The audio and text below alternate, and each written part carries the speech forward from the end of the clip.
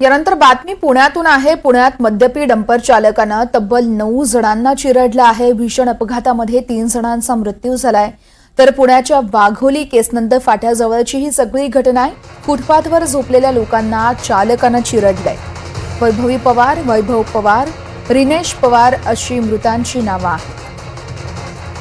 दरम्यान घटनास्थळावरून आढावा घेतलाय आमचे प्रतिनिधी रेवती हिंगवे यांनी। आपण बघूया।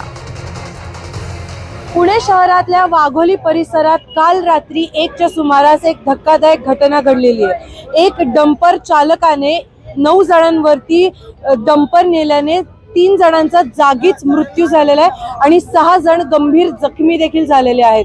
त्या गंभीर जखमी जणांना आता ससून रुग्णालयात दाखल केलेलं आहे आणि त्यांच्यावरती प्राथमिक उपचार देखील सुरू असल्याची माहिती ॲडिशनल सीपी मनोज पाटील यांनी दिलेली आहे। खरं तर हे सगळं खूप धक्कादायक आहे, कारण इथे जागीच 3 जणांचा मृत्यू झालेला आहे।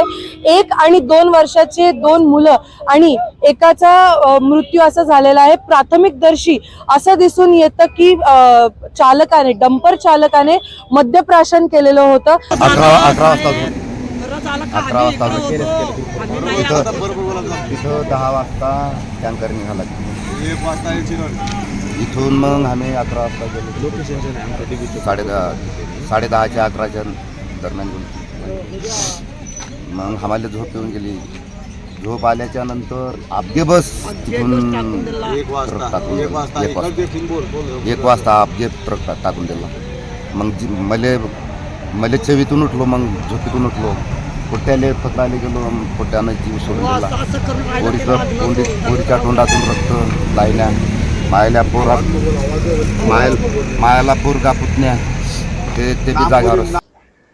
नहीं, कल रात को करीबन 1 बजे के आसपास एक डंपर ड्राइवर जिसने अपना माल खाली किया था, वो वापस घर जा रहा था, तो उसको केसनंद फाटा के यहाँ पे राइट टर्न लेते वक्त उसको गाड़ी से कंट्रोल हट गया और फुटपाथ पे सोए कुछ लोगों के ऊपर से उसने गाड़ी चलाई। ये डंपर के एक्सीडेंट में 3 लोग वहीं पे उनकी मौत हो गई और बाकी 6 लोगों को हमने एडमिट किया है। वो अभी हॉस्पिटल में इलाज ले रहे हैं।